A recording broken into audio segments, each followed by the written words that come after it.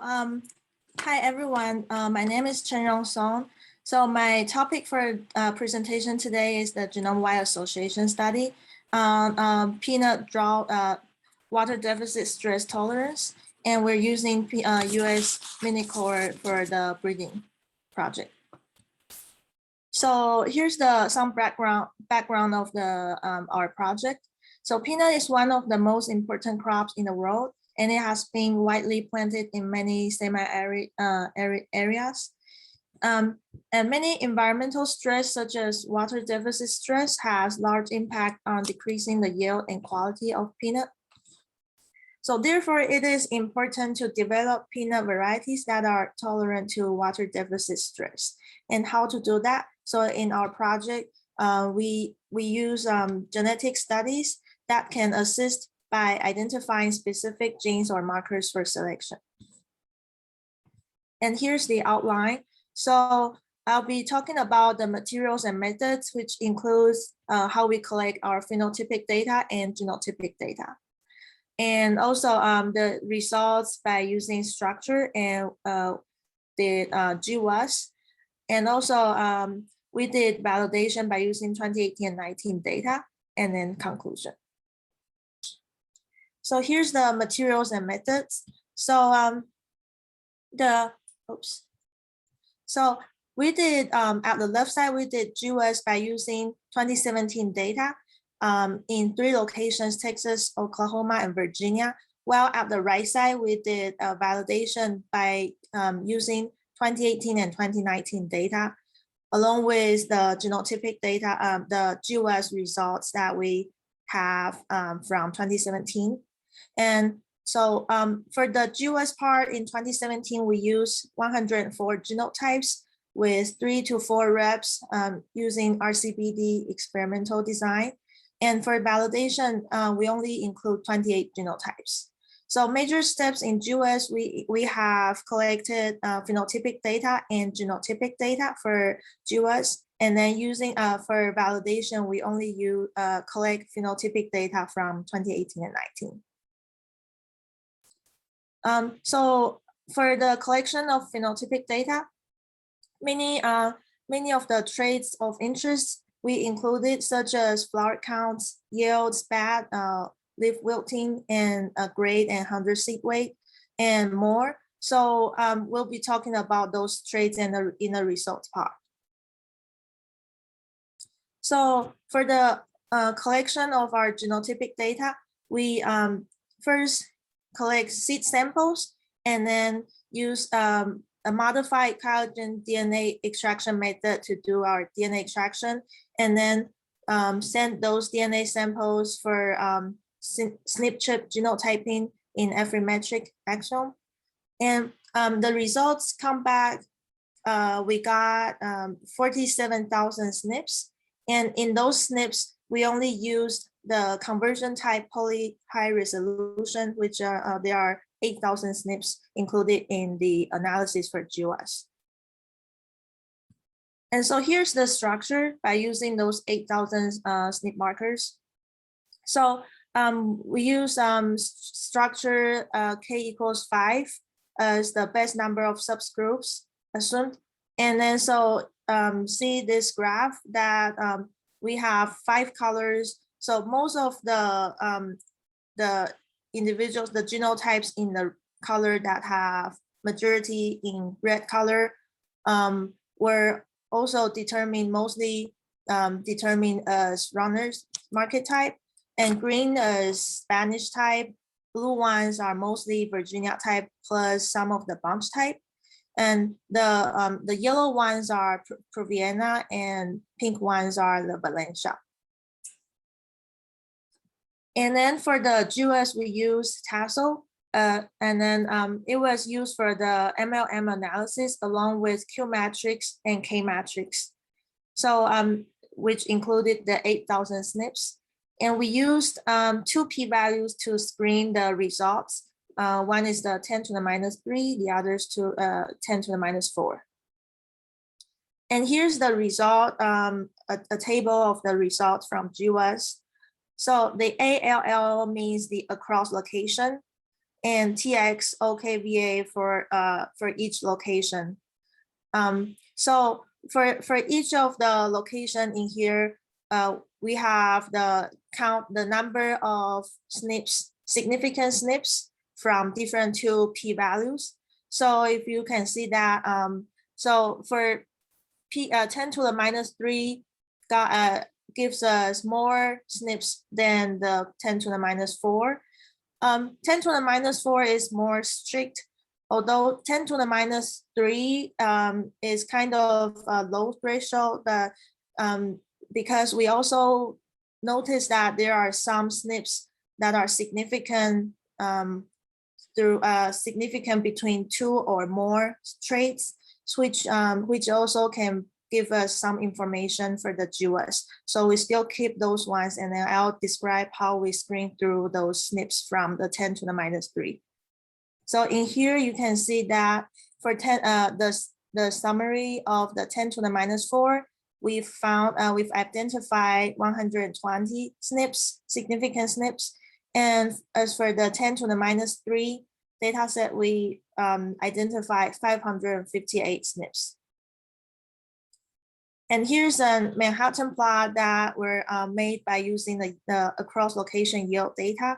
So the x-axis is the chromosome numbers, and the y-axis is the our significant p-values.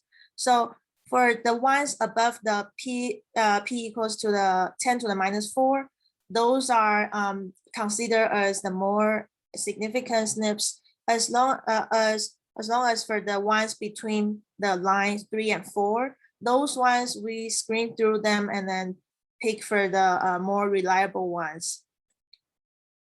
So here, here's just the summation shortened table from the previous page. And so for those 558 ones from the 10 to the minus 3 data, 71 of them are significantly associated with more than one trait, which we consider those 71s are pretty meaningful. And in those 71 SNPs, 40 of them are also significant when p-value equals to 10 to the minus 4. 44 of them are significantly associated with exactly 2 traits. 26 of them are significantly associated with 3 exactly traits, and 1 of them is significantly associated with 4 traits. So here's the table for those 44 SNPs that are associated with 2 traits. So we found that there are several of SNPs associated with 2 traits that are also associated with yield, and also many of them associated with flower, and some of them also associated with 100 seed-way. So these 3 traits are also pretty significant in here. And as for the 26 SNPs that are associated with 3 exactly traits, exactly 3 traits, most of them are associated with yield, so which is pretty exciting results. And for the bottom table, there's only 1 SNP we found that are associated with 4 traits, and those traits are yield, flower, 100 seed-way, and NDVI.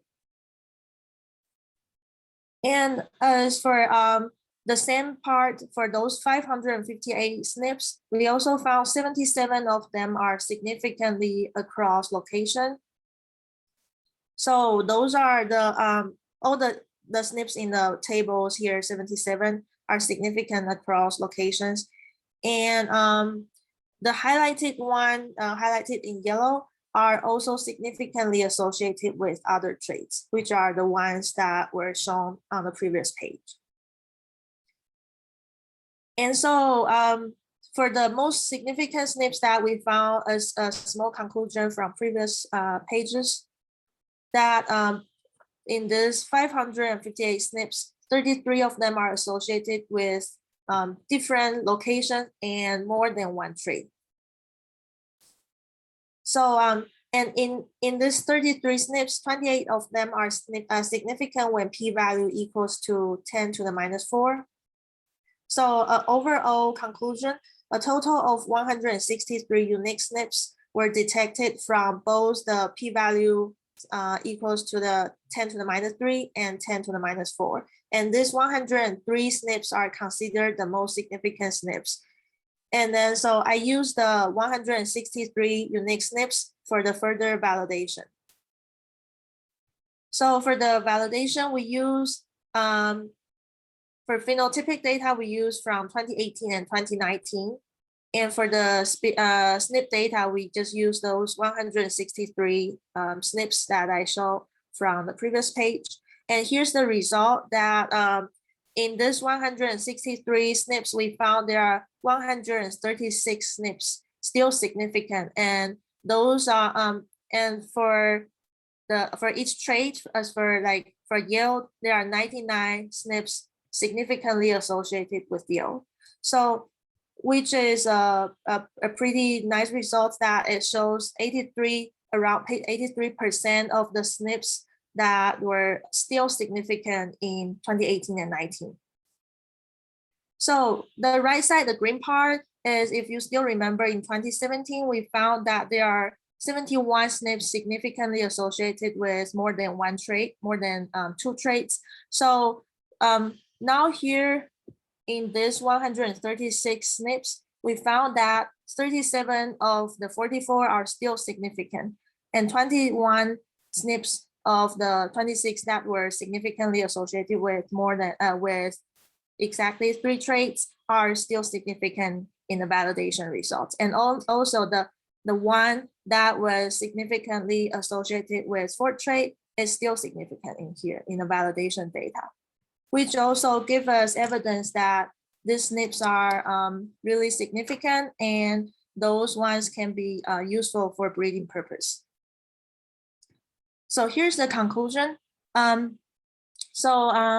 development of DNA molecular markers can be used on breeding purposes for improvement of many traits. So the SNP markers can be used to identify marker trait associations, which is MTAs, for important traits. And these significant markers are important for marker-assisted selection in peanut water deficit stress tolerance breeding, as well as other important traits. And thank you. So here I want to thank you. Thanks for USDA NIFA project and the Peanut Research Foundation, and also my school, Texas Tech University, also the Texas A&M AgriLab Research, and also the collaborating departments from